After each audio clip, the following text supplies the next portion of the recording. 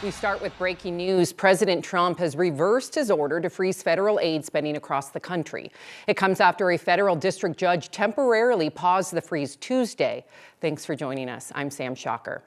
The freeze sparked widespread confusion since it would have affected most federal grants and loans. However, Social Security, Medicare, and direct payments to people were not supposed to be affected. Still, President Trump's order came with significant criticism. The plan announced Monday evening said it was done because the Trump administration wanted to review which programs were consistent with Trump's agenda. At least 3 people are in custody who the DEA says are connected to the Sinaloa cartel from Mexico. They were arrested at a Weld County home this morning.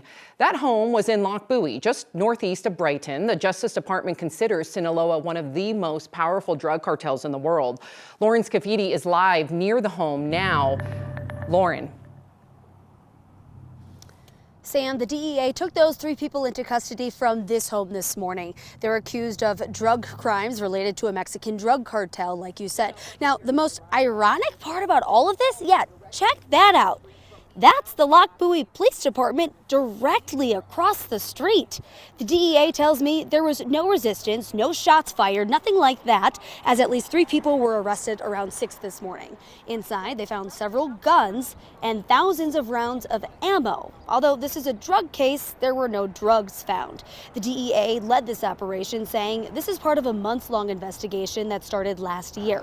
Adams and Weld County Sheriff's offices were here this morning too, as well as DPD, because it is a DPD warrant. Now, it is important to note that this has nothing to do with the Venezuelan gang Tren de Aragua. We are learning to find out more information about what happened this morning, who these people are, and the exact charges that they will face, and we will keep you updated throughout the day on 9 News. Live in Loch Buoy, Lauren Scafidi, 9 News. Lauren, thank you.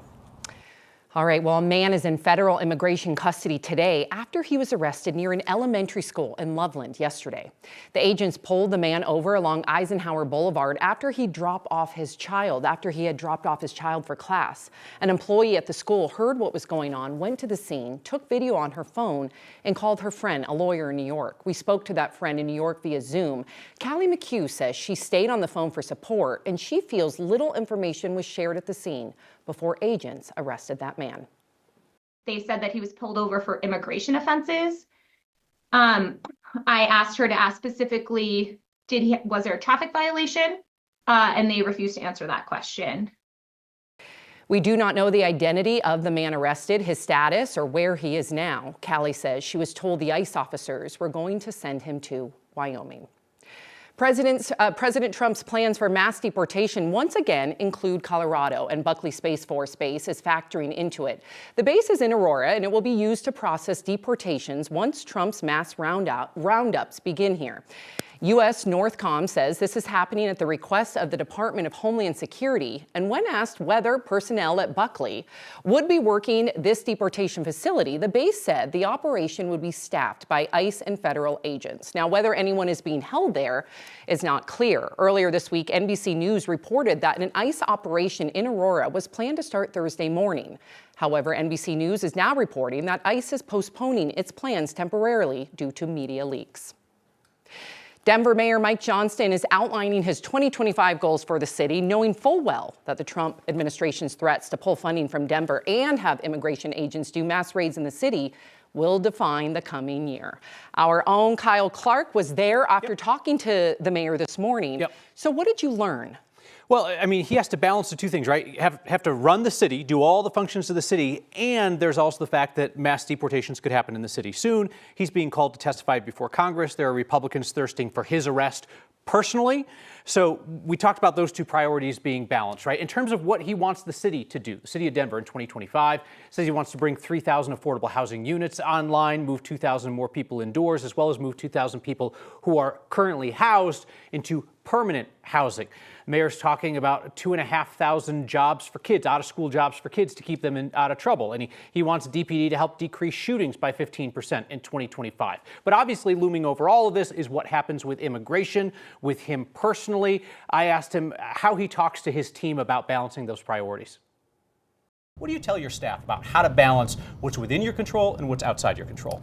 Yeah, I say we try to stay focused on what our top priorities are, and our belief that we can control those things that matter most to Denverites, and the government that is the closest to them matters the most. And so for us, these goals are really important tethering for us to stay close to what our focus is, what residents want, and then we manage the rest of the noise as it comes. But I think for our staff, we're really focused on the day-to-day public services and making sure the things that Denverites care most about we can address. And the rest of the news can catch a lot of attention, but it often doesn't change your day-to-day life as much as it will if your kid doesn't have access to preschool, or if you get your bike stolen out of your garage, or if your trash doesn't get picked up.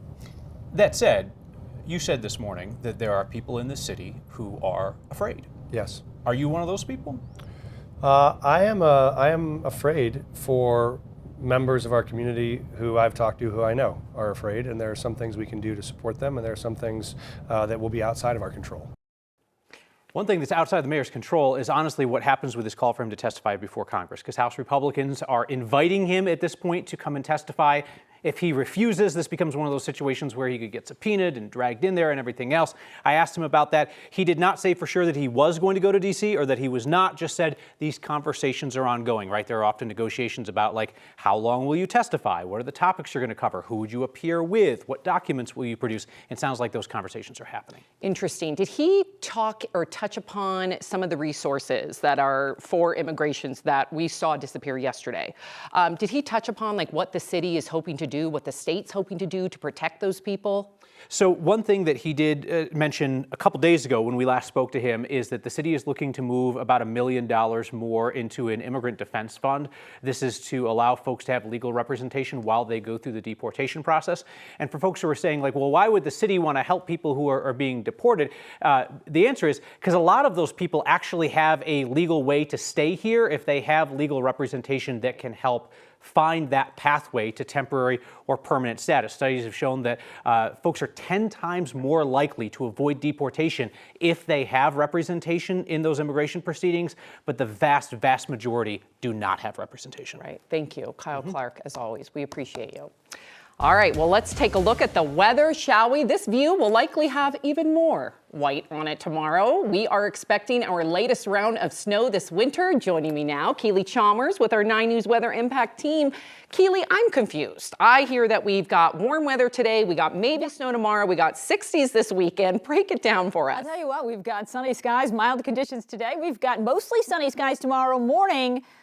Tomorrow afternoon rather, but in between tonight into tomorrow morning, yeah, we are tracking a storm that will bring us snow, certainly to the south and the east of the metro area. We could get anywhere from a trace to 2 inches in the metro area. But again, this storm tracking well to the south of us, again, bringing in a chance. And again, not too impactful of a snowstorm for the metro area, but again, head south and east, and that's where you're going to find the impact. Beautiful out there today, though, 44 degrees, winds are light, temperatures were mainly in the 30s and 40s across the plains, some 50s, Ray at 52 degrees out across the eastern regions of the state. Here's a look at your forecast as we head into the afternoon. We're looking at topping out right around 46, 47 degrees, reaching that at 2 o'clock. We are staying mostly sunny into the afternoon, and then we have increasing clouds as we head into the evening hours. Mostly sunny, clouds increase. We'll make it up about 46, 47 degrees.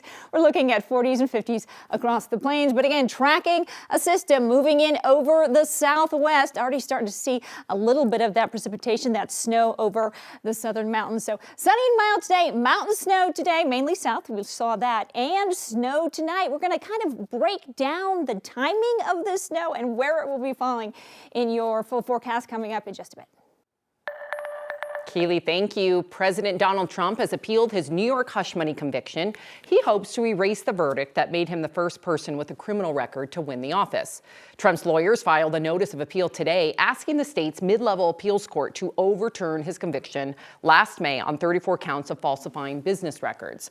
The case involved an alleged scheme to hide a hush money payment to adult film star Stormy Daniels during Trump's 2016 Republican campaign, and was the only one of his criminal cases to go to trial. Also this morning, the Justice Department has abandoned all criminal proceedings against Trump's 2 co-defendants in the classified documents case in Florida. Trump's valet and the Mar-a-Lago property manager were charged with conspiring with their boss to obstruct the FBI's investigation.